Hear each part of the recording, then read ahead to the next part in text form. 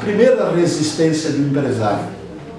Se nós botar o ônibus no morro, as linhas que passam ao pé do morro começam a ter menos gente usando, vai dar prejuízo.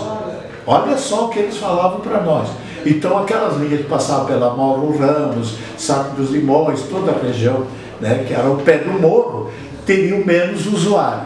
Então eles teriam prejuízo, porque no cálculo da tarifa, e nós exigimos transparência no cálculo da tarifa, de todo o sistema, né, do nosso núcleo de transporte, presidido pelo Nélio de Carvalho, muito bem o seu trabalho, nós tínhamos total transparência, porque tínhamos um Conselho Municipal de Transporte também.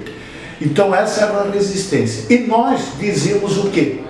Dizíamos, quando chamávamos os empresários para a reunião, olha, na verdade essas pessoas, elas não estão utilizando o transporte porque não tem, são novos clientes, são demandas da sociedade. Vocês, como empresários, têm que verem isso. Quer dizer, quando vocês não estão vendo que nem a demanda, que vocês podem ganhar mais, colocar ônibus e ter pessoas que usem mais ônibus, porque não lhe é dado o direito de usar, porque o poder público nunca fez essa concessão.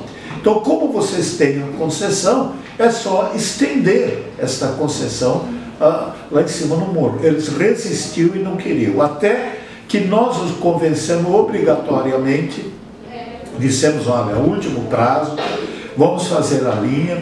Aí começamos a trabalhar em equipe, né? Aí realmente onde poderia ser a parada do ônibus, o lugar da volta, o tipo do ônibus ser comprado, que era um ônibus menor,